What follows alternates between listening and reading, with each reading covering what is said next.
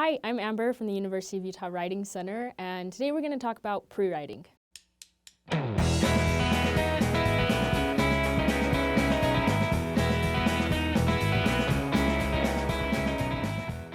Okay, so you're probably at that point in your assignment where you've done a lot of research and now you're just trying to get it onto the page. So the purpose of this video is to provide tips on getting through that writer's block. So we're going to talk about 5 reasons why you might be stuck right now. Number 1, you just haven't done enough research yet. Number 2, you feel really pressured to write a great first draft. Number 3, you're having a really hard time getting your ideas down onto paper. Number 4, you're working with a new style or form of writing. And number 5, you're unsure of the assignment requirements. So the first one is that you just might not have done enough research on your subject yet.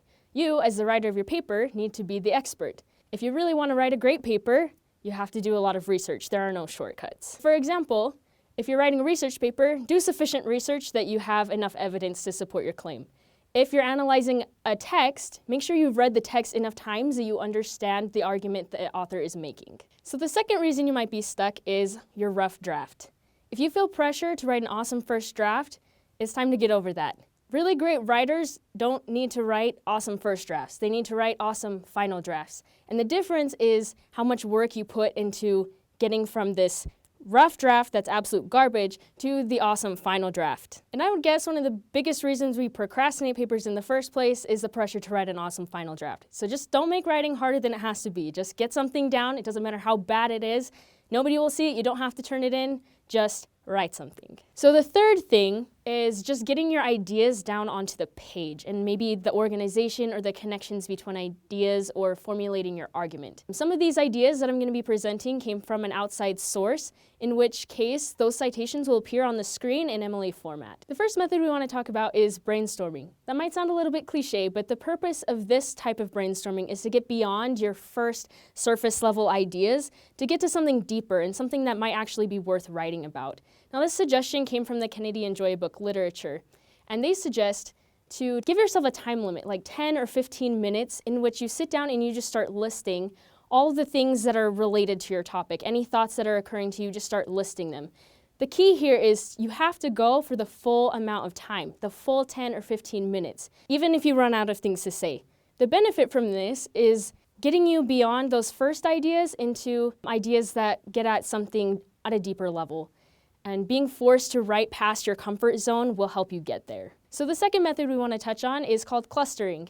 As you can see on the screen right here, it could be good for people who are more visual learners because you can actually see the connections between ideas instead of just having a list. The key with clustering is to be able to see the connections between ideas, which can help you formulate an argument or a thesis. So whether that means drawing lines or color coding things, it really depends on you and what helps you see those connections. There's a lot of different ways you can do that, and you can be the one to decide. The third method is one of my favorites, and it's just called free writing.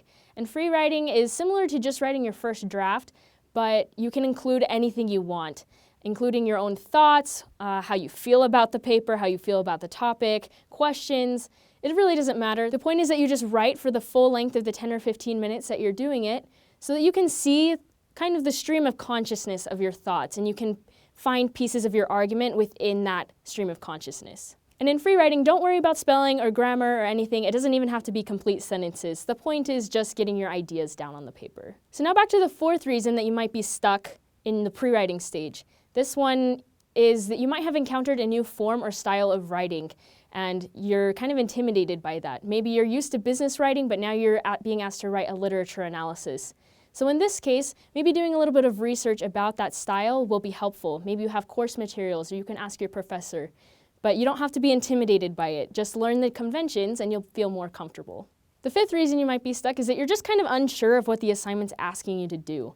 This can be really tricky because professors have a lot of different ways of writing what they want on the assignment sheet. In this case, it can be really helpful to go to the Writing Center. You may have thought that the Writing Center is a good place to go after you have a draft or when you're getting close to the end of your draft and about to turn it in. But you can actually go to the Writing Center at any stage, including the pre-writing stage. You don't even have to have anything written yet. The benefit of this is you can bring your assignment sheet in, make sure you understand what's being asked of you. Another benefit of coming to the Writing Center during the pre-writing stage is just having someone to bounce your ideas off of. Bring your ideas written down somewhere that you can talk through them with the tutor. They can ask you a lot of questions that maybe can help you think about the ideas in a different way. That being said, that means you have to come in being prepared to talk. The tutor might ask you a lot of questions and they expect you to be the expert. Don't be shy if you have a rough draft or free writing. We're not going to judge that writing. We all know what it's like to write a rough draft. Just come in and we'll be able to help you work through those ideas so that you can have a jumping off point to write your paper. So hopefully this video has given you some tools to work through your writing rut. And if you have any more questions, we would love to see you in the Writing Center. Thanks for watching.